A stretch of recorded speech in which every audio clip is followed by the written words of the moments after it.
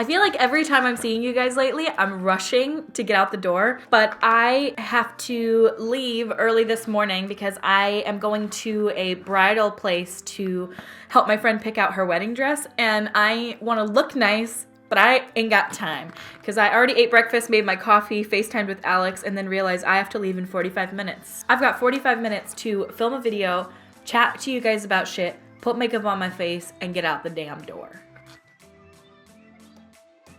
So I am starting off with the Tatcha Balanced Pore Perfecting Water Gel Moisturizer. My face is so dry right now. So this is gonna be a chit chat get ready with me. I'm not really going to explain what I'm doing so much as just put makeup on and talk to you guys about shit. What I like about this moisturizer is it gets really sticky, so it makes you feel like this is really gonna hold my foundation on. L'Oreal Pro Glow in 202. I am gonna explain the products I'm using, but I'm not gonna really tell you guys how to do the makeup because I think at this point it's so self-explanatory what I'm doing.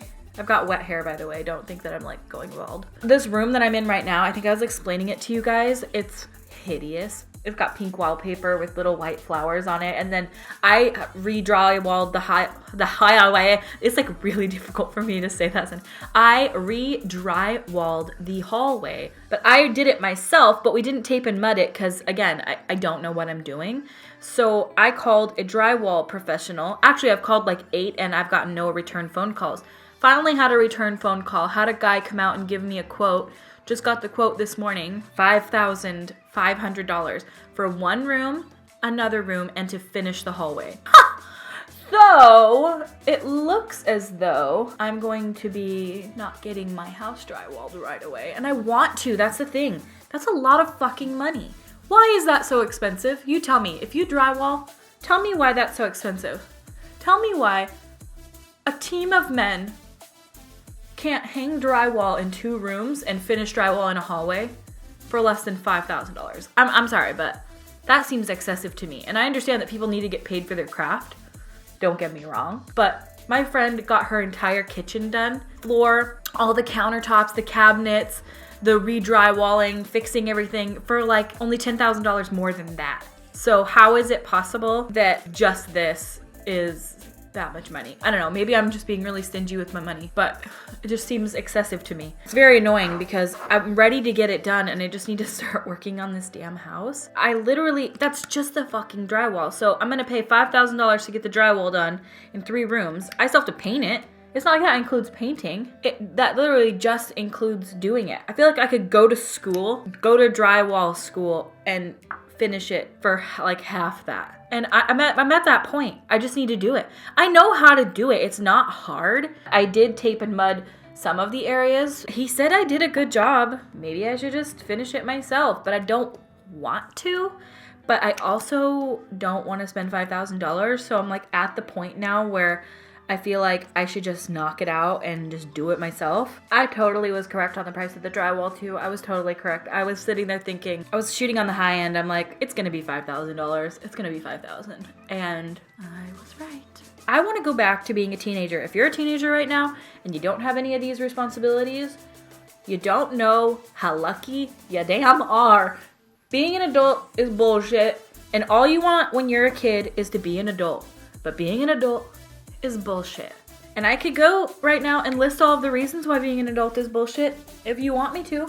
I'm sure you guys do, right? You're probably not like, stop complaining. But you know what? I'm not complaining. This is just the reality of life. And the reality of life is that being an adult is bullshit. I literally have like half the freedoms that I had when I was younger.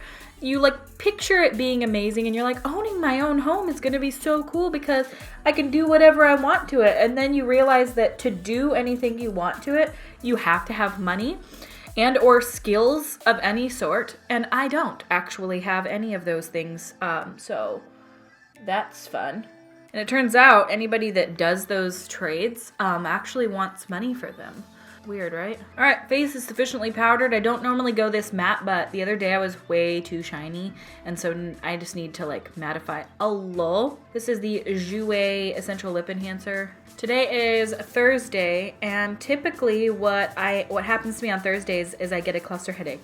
even on this preventative medication that I'm on, it's like fucking clockwork, man. This brain condition I have, cluster headaches or TAC or whatever you want to call it, it is a clockwork thing. Most people get them like in the middle of the night. I do not. I wake up with them, or they progressively get worse throughout the day, typically kind of peaking around like 1 o'clock in the afternoon.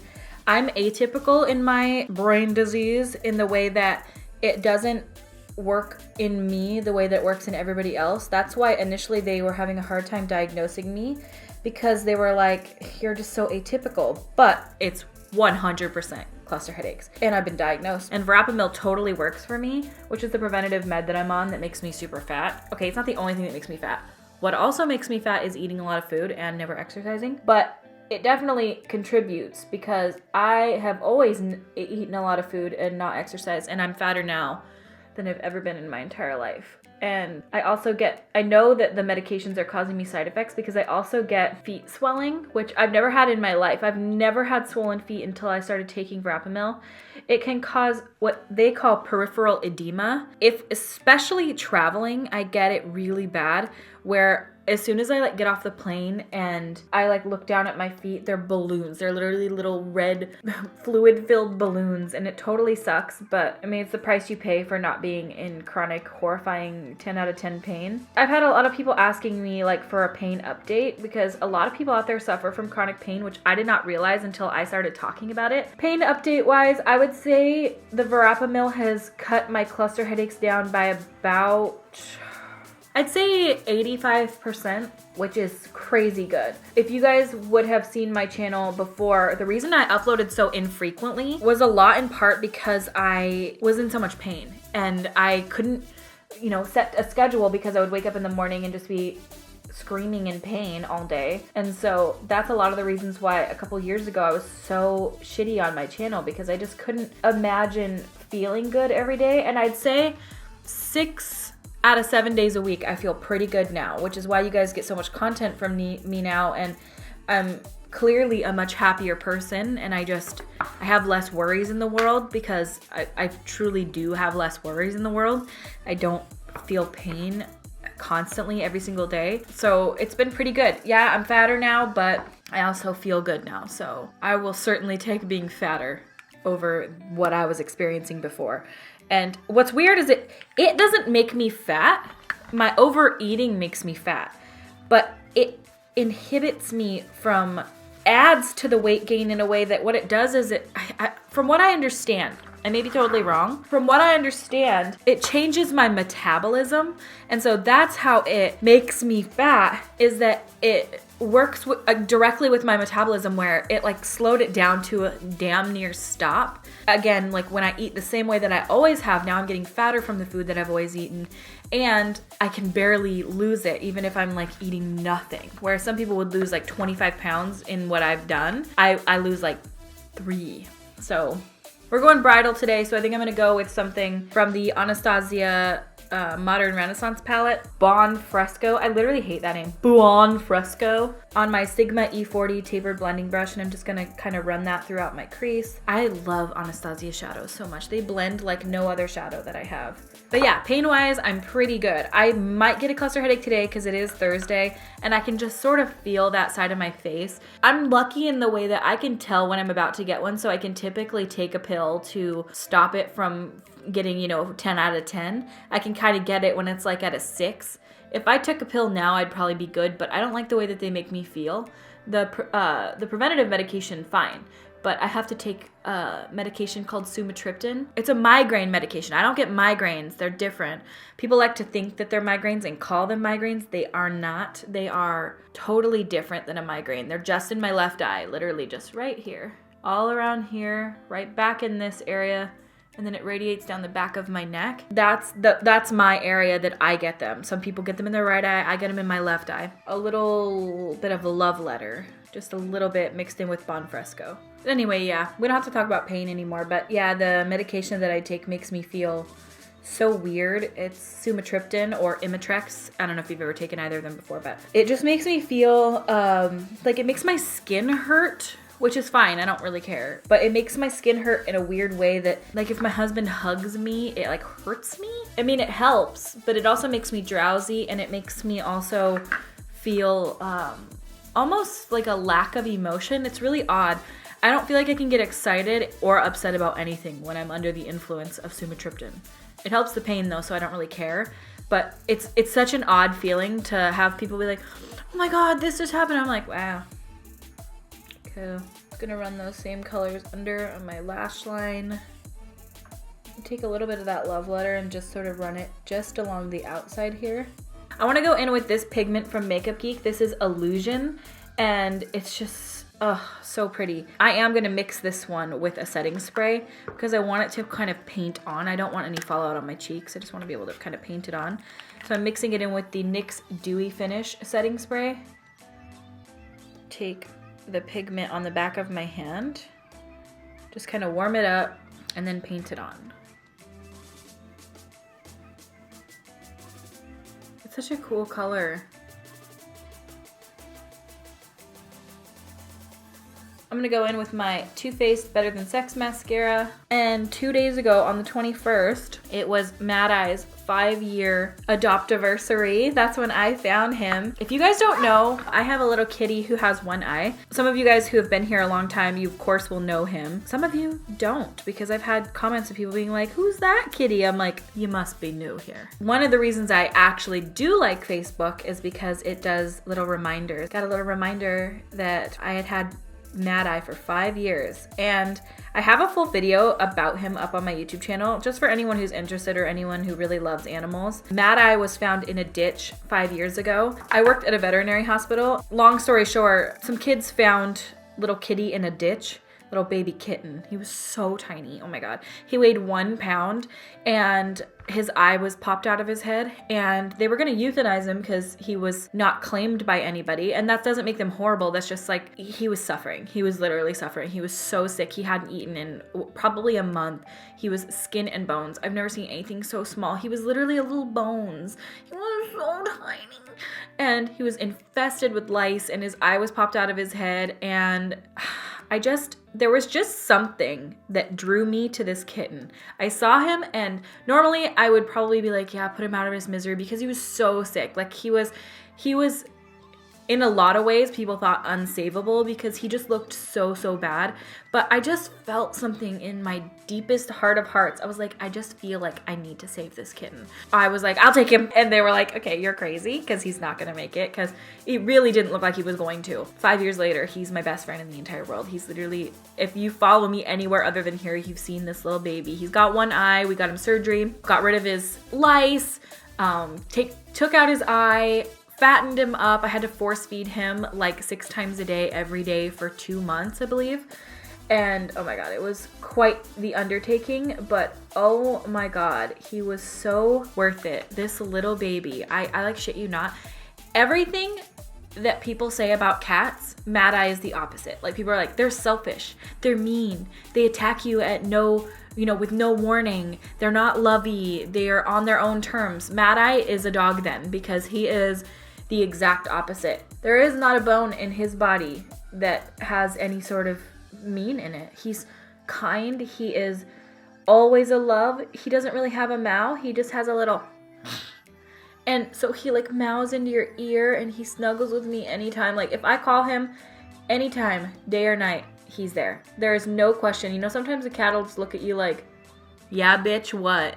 And I have cats like that, don't get me wrong. He's not one of them. He's 100% love 100% of the time. And I truly sometimes think that's because him and I have a bond that is unbreakable. I have to give him medicine every night because he has feline asthma. And I have to give him a liquid medicine every night, and he does not like it. They make it cherry flavored, and so he hates it, and it's thick and it's syrupy, and he just doesn't like it. And I really don't blame him. But every night I call his name, he comes running, he sits right in front of me waiting for his medicine. He knows the routine, and he doesn't fight me on it. He doesn't try to run away. It's like he understands that this is just part of the routine. It keeps him alive. If he did not have this medicine, he would die. So he had asthma really bad. I don't know if he developed it because of his really rough lifestyle, because he had a horrible, the reason his eye was popped out, by the way, I'm just gonna talk about this for a minute, so if you don't care about cats, I'm sorry, but the reason that his eye popped out is because he had such a severe upper respiratory infection. He had the feline herpes virus really, really bad. And you hear herpes and you think of like genital herpes, like for humans, and that's not what it is at all. It's completely different. So he still has it and he'll have it for the rest of his life, but he hasn't had any flare-ups or outbreaks since we got rid of it when he was a little baby. We assumed he was about 5 months old when I got him, maybe 4 months. We're not quite sure because he was so emaciated. It was hard to tell. So he's a sick little boy though. He has feline asthma, and so probably because of his rough start to life, because it was an upper respiratory infection that went untreated for so long, he just has massive inflammation in his lungs. So I have to give him prednisolone, which is a steroid. I have to give him that. I'm down to once a day now, so that's pretty good. I was on twice a day for a while, and it's not good for them. And what's sad about it is the prednisolone will shorten his life, and the thought of him dying, I could cry right now. Probably the worst thing that I could think of happening besides like my husband dying, I mean, and my niece and my family, obviously, like people come first, but Mad Eye is so important to me, and I know that he won't live forever. I could cry right now just talking about it. But the doctor put it this way. He said, because I was like, you know, I'm shortening his life with this medication, and he said he would die from asthma. He would have an asthma attack and he wouldn't be able to breathe, and so you have to have him on this medication, and it may shorten his life, but his life would be significantly shorter if he wasn't on it. And I was like, okay, that makes a lot of sense, because sometimes I was like weighing the risk to benefits, and I was like, dude, I'm fucking killing him like with this medication that's so bad for him. But it's not bad for him. What's bad for him is not being able to breathe, and this makes him be able to breathe. He also has a condition, and I just think he's all around. He's messed up, man. He's messed up. He has a condition called stomatitis, which is, the easiest way for me to explain it is a condition where, I don't know if this is completely accurate or not, but I'm gonna explain it this way, that they're essentially allergic to their own teeth. So he has to get frequent dental cleanings because his teeth are inflamed all the time. He's just a very inflamed little boy. Sometimes cats need to get full mouth extractions when they have stomatitis. I'm trying to avoid that if all possible because it can be really helpful to them, but it also, the thought of extracting all of my child's teeth, I will just do it as needed as each one kind of falls out on its own and hope that I can keep it under control. He's okay. He is painful though. Like, it's so sad. If you touch his gums, his little teeth chatter, oh, it kills my heart. But he's okay. He can handle himself. He eats normal food. He's a happy little chunk. Like, he just runs around this house playing, and he's such a little love. And I'm so sorry that I've gone off on a little kitty tangent for a long time, but he's my little world. He is my world. I love him so much. I wish that anyone could understand the crazy bond that you could have with a cat. Oh God, is he cute? Dear God. If you guys want to follow him on Instagram, I do have an Instagram page for him. Let me tell you what it is. Mad Eye's Instagram page is Mad Eye the Kitty. But if you guys want to follow him on Instagram, I post like the most precious pictures of him ever. I will say I am a little biased because I'm his mom. Here's a picture showing his little progress. So you can see the one with the really disgusting looking eye was when his eye was popped out when he was a kitten. He was definitely, I wouldn't say hard to love, but you know. And then the middle one you can see is his little bulbous eye after the disgustingness fell off. And then on the other side is him now. He's just so beautiful. This is my personal tattoo. I think I'm gonna go in with this pink blush. This one is Makeup Geek Spellbound. And no, this is not a Z palette. This is an Ofra palette, but it is not Z palette. Cause Z palette done fucked up. And then for my lips, I'm going to take Makeup Geek's VIP. My hair isn't done, but I gotta go. Ain't nobody got time for this. So I love you guys so much. Thank you guys so much for watching. I hope you guys like this chattier video. I will link my video talking about Mad Eye and like explaining his story and going through all of that we talked about before. I will link that in the description of this video so that you guys can watch it if you want to. It's really old. It's when I had bright red hair. So if you guys want to see old Kristi when I was a lot skinnier and had red hair and lived in my old house with my old couches and shit, there we go. Other than that, make sure you subscribe if you are not. Also, you can follow me on all my other social media shit. Follow Mad Eye on Instagram and me, you know, give me a little love. I love you guys so much, and I will see you at my next video.